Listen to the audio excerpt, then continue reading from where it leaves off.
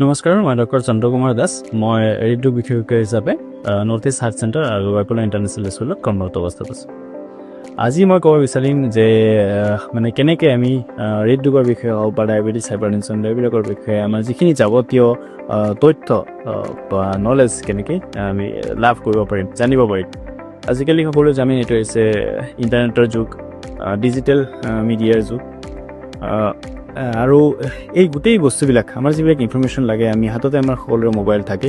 মোবাইলত অকণমান জাষ্ট কেনেকৈ চাৰ্চ কৰিব লাগে, সেইটো কৰিলে আমি সকলো তথ্য গম পাব পাৰিম। আপোনালোকে জানে যে নলেজ আৰু ইনফৰমেশ্যন হৈছে অকল বেমাৰৰ ক্ষেত্ৰতে নহয়, আমি দৈনন্দিন জীৱন যাপন কৰিবৰ কাৰণে অতি ইম্পৰ্টেণ্ট বস্তু।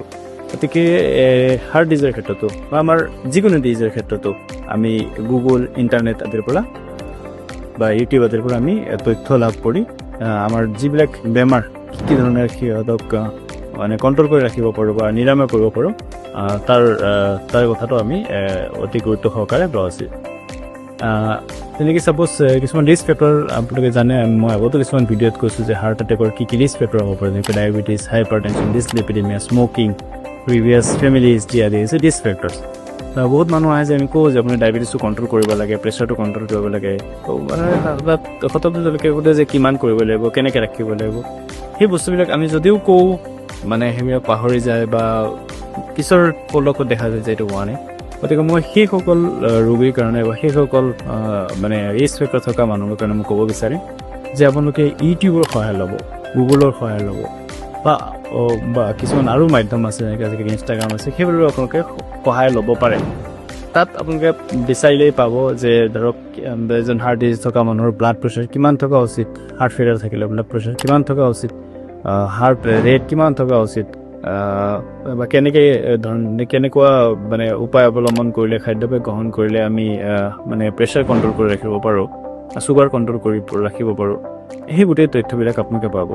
আনকি আপোনালোকে হয়তো দেখিছে যে কেতিয়াবা বজাৰে বা সমাৰে বা সভা সমিতিয়ে বা বাছে, ট্ৰেইনে বা শ্বপিং মল আদিত কিছুমান মানুহৰ হাৰ্ট বন্ধ হৈ পৰি যায়। সেই সময়ত এটা বস্তু হৈছে, এইটো হৈছে কাৰ্ডিঅ'পালমনাৰী ৰিচাৰ্চ চিষ্টেম, CPR।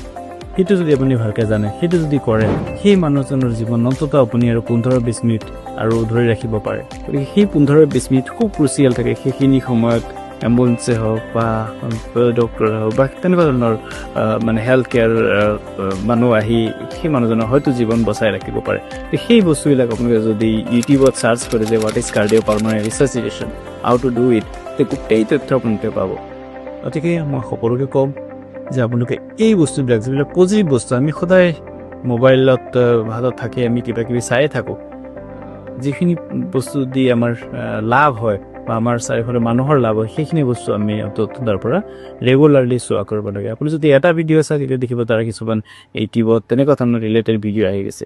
গতিকে ইয়াৰ জৰিয়তে আমাৰ এটলিষ্ট নিজৰ স্বাস্থ্যৰ কাৰণে, নিজৰ পৰিয়ালৰ স্বাস্থ্যৰ কাৰণে আমি সচেতন হৈ থাকিব পাৰিম। ধন্যবাদ।